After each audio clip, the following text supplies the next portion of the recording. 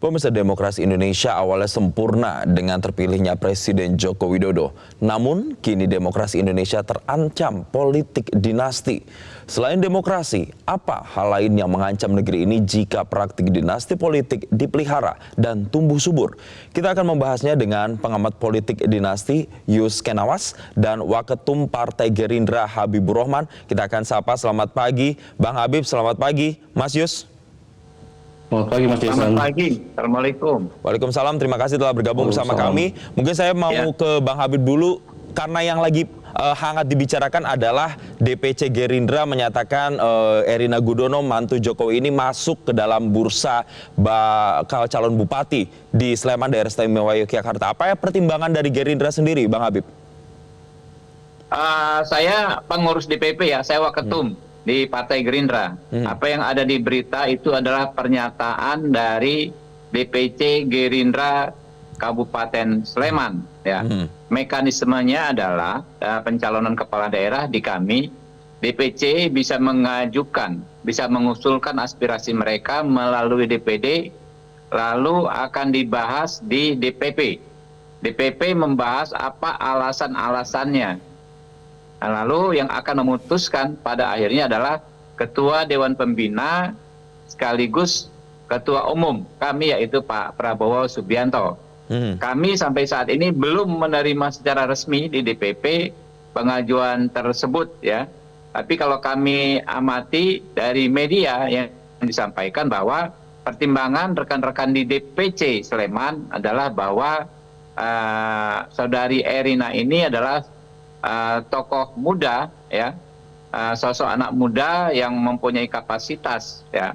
Kemudian juga kalau terkait dengan kinerja ya, selama ini memang Erina bersama keluarganya ikut berpartisipasi juga bekerja memenangkan Pak Prabowo dan Gibran pada pemilu kemarin ya. Mungkin itu salah satunya. Dan hal lain adalah Erina ini kan sosok tokoh perempuan. Nah, secara umum Gerindra punya kebijakan mendorong pemimpin-pemimpin perempuan, ya, gender perempuan untuk maju dan bisa ikut berkontestasi dalam jabatan-jabatan publik.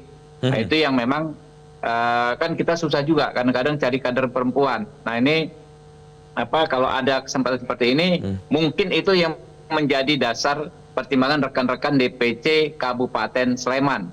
Baik, Bang Habib, kita bahas nih alasannya satu-satu ya. Yang pertama ada karena kader perempuan, kemudian ada karena keluarganya Erina ini all out begitu mendukung Prabowo Gibran saat Pilpres kemarin. Mungkin dari yang sisi perempuannya dulu. Memang kalau di Gerindra tidak ada kader perempuan yang bisa diajukan begitu, yang tidak bisa dikaderisasi.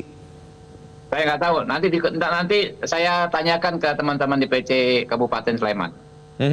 Lalu kenapa harus mengambil dari luar begitu? Kenapa bukan kader saja yang harus dikaderisasi? Makanya saya sampaikan, Mas, nama Anda?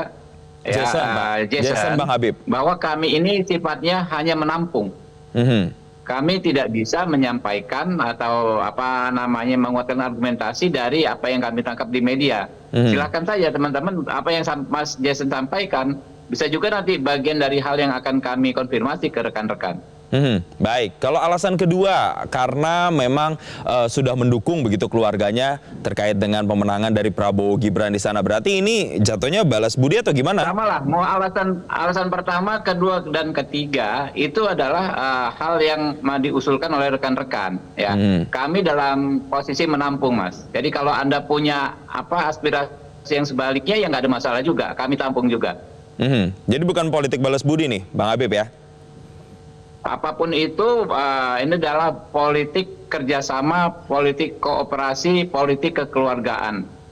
Baik, kerjasama dan politik koordinasi serta kekeluargaan. Saya mau ke Mas Yus begitu.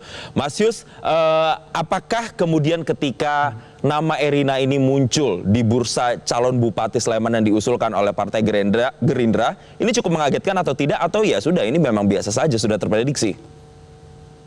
Yang pertama yang harus disadari dulu Mas Jason, ini masih dalam tahap diskusi ya, baru tahap diskursus awal gitu, yang masih harus diproses oleh Partai Gerindra dan partai koalisinya.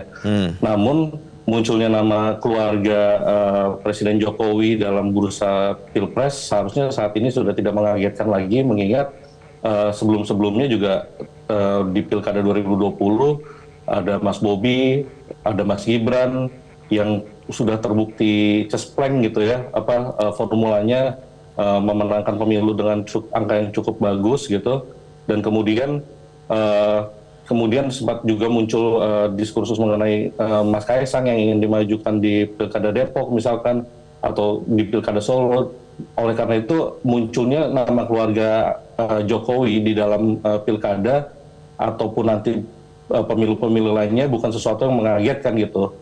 Itu adalah sebuah pragmatisme politik yang memang harus diakui memiliki daya tarik, memiliki nilai jual kepada pemilih.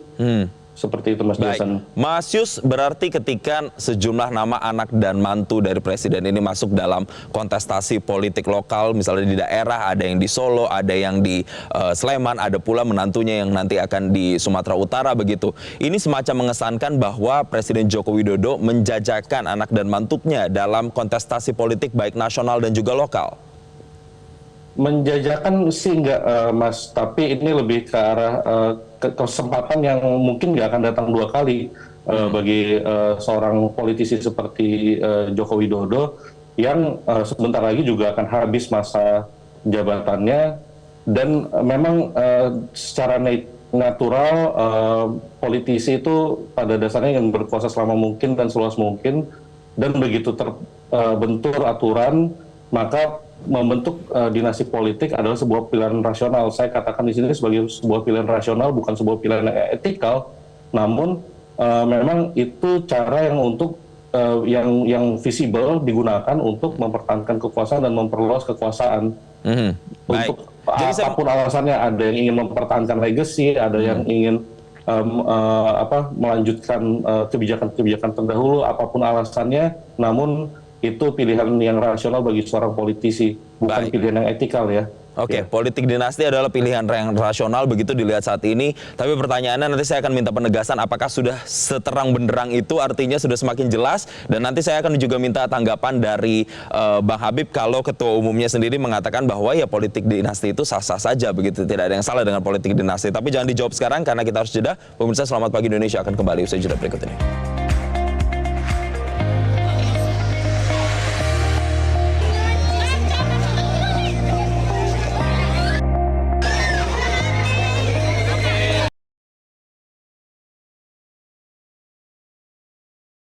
Jelajahi cara baru mendapatkan informasi. Download Metro TV Extend sekarang.